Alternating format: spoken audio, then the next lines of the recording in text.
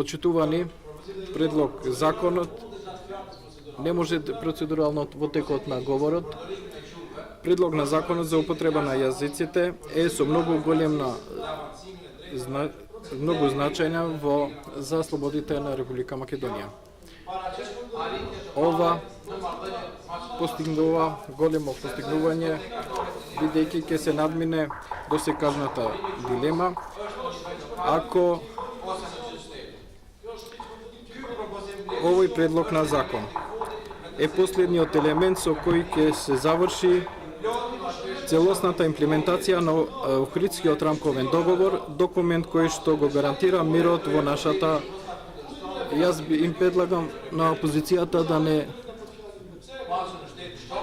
во нашата држава и кој се трасира ве молам за тишина, кој го трасира патот на Република Македонија кон Брисел.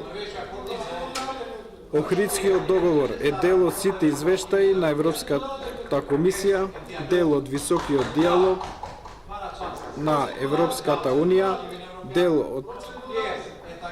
од состаноците во рамките на процесот за спогодбата на стабилизација и асоциација, дел од препораките на ПРИБЕ и групи од високите експерти.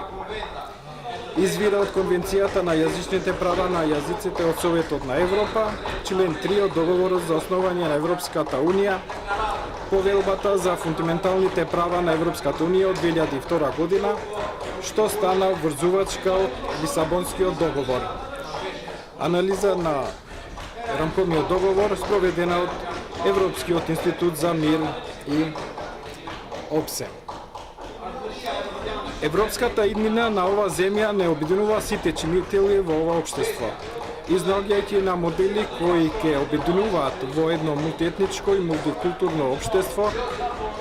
Не е секогаш лесна работа и скоро секогаш е резултат на бројни компромиси.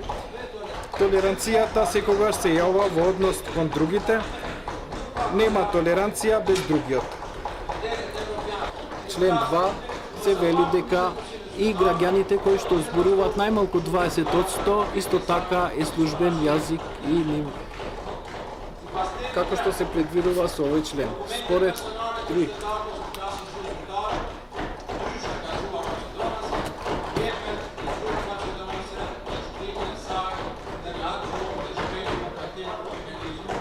Затоа одлучуваат организациите и органите од локалната самоуправа. За членувањето на Република Македонија, пристапот на Република Македонија кон Европската Унија е важен сегмент. Ве молам да седите на вашите места, одржете горе на горниот кат пресконференција и свикајте пресконференција надвор од салата. Се додека се го испостави ред и јас објавувам пауза и дополнително ќе ве известам за продолжението на седницата.